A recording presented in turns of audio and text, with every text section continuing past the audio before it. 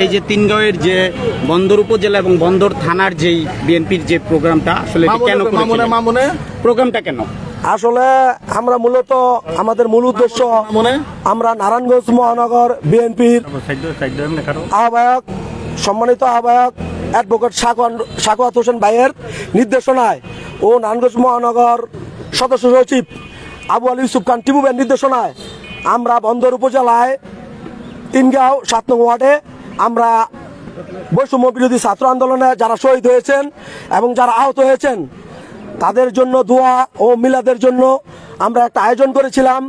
সেই আয়োজনে আমরা দেখতে পেলাম এবং সকাল থেকে শুনতে পাইতেছি এখানে সাবেক এমপি তার ছেলে আবুল কাউসার আশা সে একজন হত্যা মামলার আসামিকে নিয়ে যিনি নাকি সৌরভ আমাদের সহযোদ্ধা যুবদল করত সেই সহযোদ্ধাকে তাদের সন্ত্রাসী বাহিনী দ্বারা তারা গুলি করে নিহত করেছেন।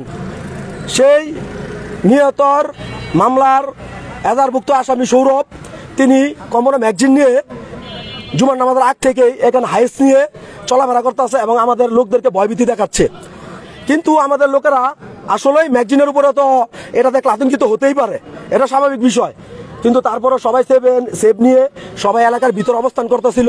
আমরা জুমার নামাজ পড়ে খাওয়া দাওয়া করে এখানে আসমু, সেই আসার আগ মুহূর্তেই এখানে তারা অস্ত্র নিয়ে ফাঁকাগুলি করে রান্দাও দিয়ে আমাদের একজন যুবদলের সক্রিয় কর্মী তাকে গুরুতর আহত করে এবং আমাকে সহকারে এই যে দেখেন বাড়ি দিয়ে আহত করছে।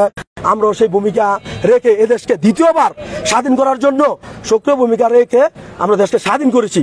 কিন্তু আমরা ছাত্রদের প্রতি সহানুভূতি জানানোর জন্যই আজকে আমাদের এই প্রোগ্রামটা, এবং যাতে বন্দরে কেউ লুটরাজ চাঁদাবাজি ভূমি দখল না করতে পারে, সন্ত্রাসী না করতে পারে এবং হিন্দুদের উপরে চাপ প্রয়োগ না করতে পারে, ঠিক আছে, এবং ব্যবসায়ীদের উপরে কোনো অরাজকতা তৈরি না করতে পারে, সেই জন্য আজকে আমাদের এই একটা আয়োজন করা হয়েছে। রাজু ভাই, আপনার কাছে প্রশ্ন হচ্ছে যে আপনি বলছেন যে এই সভাটা ভন্ডুল করার জন্য তারা পায়তারা করছে, আসলে তাদের এই সভা ভন্ডুল করে তাদের লাভ কি?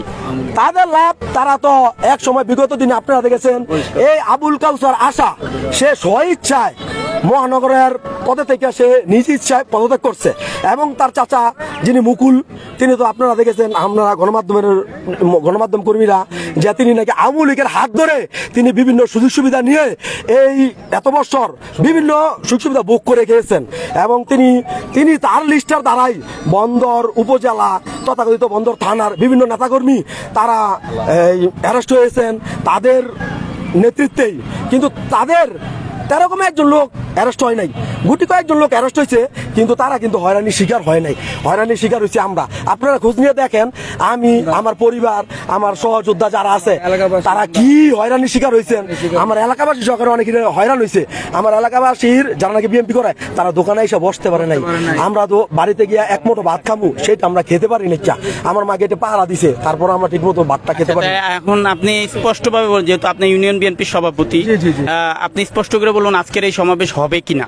ইনশাআল্লাহ ইনশাআল্লাহ এলাকাবাসী সক্রিয় ভূমিকায় এই প্রোগ্রাম অবশ্যই হবে। আমরা মুক্তিযোদ্ধার সন্তান, কোনো মতে আওয়ামী লীগের দালাল, কোন নৈরাজ্যকারী, কোন সন্ত্রাসী মানি আমরা তাদেরকে প্রতিহত করে এই প্রোগ্রাম সফল করব ইনশাআল্লাহ। এইটাই আপনাদের মাধ্যমে আমরা জানিয়ে দিতে চাই। ঠিক আছে ভাই, আমি কিছু বলতে চাই। আমি তো সেখানে আহত হয়েছি এই জায়গার ভিতরে। আচ্ছা ঠিক আছে, সঙ্গে আমি আজকে ফার্স্টের থেকে মারবো।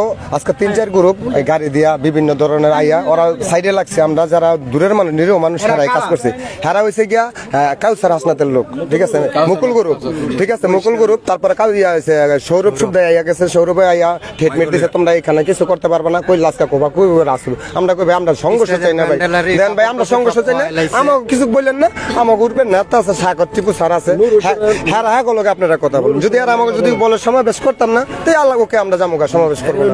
এইখানে নুর হোসেন তারা আমলিক করতো, এখন ওগুলোকে অ্যাড হইয়া এই জায়গার ভিতরে আজকে হামলাটি করছে। এই যে নুর হোসেনের উপরে কি হামলা করছে? আমার উপরে নুর হোসেনের ছেলে, নুর হোসেনের ভাতিজা, নুর হোসেনের ভাই 5-4 জন মনে করেন ইটকল দিয়ে আদলা দিয়ে আর খুব মারছে। আমার অনেক মাথা ঘুরাইতেছে। আমি অনেকক্ষণ আমি করতেছি মরে গেল, আমি এই জায়গায় থাকবো। আমার সবাই করতেছে হাসপাতাল যেতে আমি যাবো না। আমি কত হইলো এতদিন কষ্ট করছি, এখন সুসময়, এখনো যদি আমরা এই কষ্ট করি তো এই দল করে কি করবো? আমার নেতাকর্মী আসুক, আমার কথা নেতাকর্মীর সাথে আমার প্রশ্ন থাকবো, প্রশ্ন লাইক আমি যাবো। এটাই আমার বক্তব্য। আসসালামু আলাইকুম।